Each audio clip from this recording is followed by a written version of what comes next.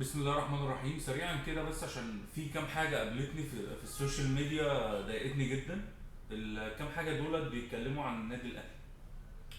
من ضمنهم ناس كتير قوي لابسة تيشيرت الأهلي وعاملة نفسها أهلاوية، ومن ضمنهم ناس زملكاوية طبعا وبيقللوا من مكسب الأهلي.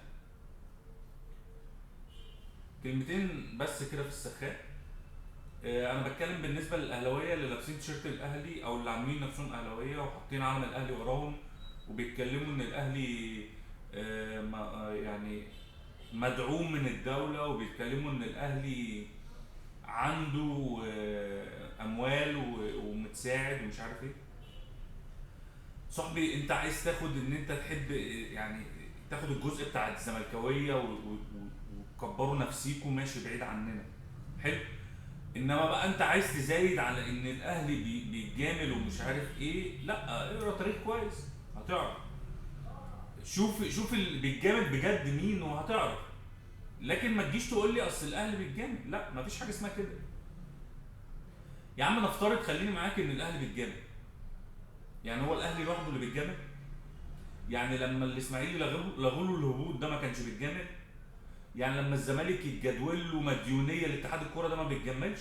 يعني لما الزمالك يبقى عنده ايقافات كريد بالزوفه وتلاقيه بيجيب لعيبه وملايين ومش عارف ايه وده ما بيتجملش؟ لما يتجدول لنادي الزمالك مديونيه بنت لذينه عند البنوك، يبقى نادي الزمالك ما بيتجملش؟ لا، الفكره كلها ان كل الفرق بتتجامل، بس اللي بيعرف يحافظ على الحاجات زي كده. يعني عندك مثلا نبذه عن فكره الارض دي موجوده مثلا لكل الفرق. في اللي خدها واشتغل والاهلي منهم، وفي اللي ما خدها وركنها جنبه لحد 2025 وعايز دلوقتي يقول لك اصل انا مديون والدوله جت عليا ان هي خدت لا، مفيش حاجه اسمها كده، مفيش حاجه اسمها كده. فالاهلي ما بيتجاملش. لو الاهلي بيتجامل يبقى كل الفرق بتتجامل، بس في فرق ان انت بتحافظ، وفي فرق بين ان انت ما عندكش فكره، فاهم؟ نيجي بقى لفكره الزملكاويه اللي بيتكلموا على الاهلي ويقول لك اصل المذيع ساعد في ان الاهلي يكسب. ومش يا جدعان، انتوا بتفهموا ازاي؟ واحد زي اللي اسمه جمال عبد الحميد، معرفش كان بيلعب في انهي داهيه ده، معرفش. بس الفكره كلها ان هو طلع في برنامج قبل كده وقال لك انا ما ابقى لو الاهلي خد الدوري ابقى ما بفهمش كوره. طب انت ما بتفهمش كوره، طالع تاني ليه؟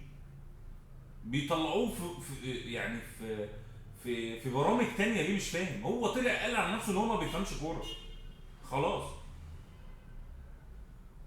فبرامج برضو مش برامج بقى، اللي هو السوشيال ميديا عامة، فيسبوك ايا كان، تويتر ايا كان، الناس كلها طالعه بتتكلم على ان الاهلي كسب تحكيميا، والاهلي في النهائي بسبب ان هو الحكم البنا ما حسبش سيراميكا بلنتي ومش باخد بطولات حرام. ايه الجديد؟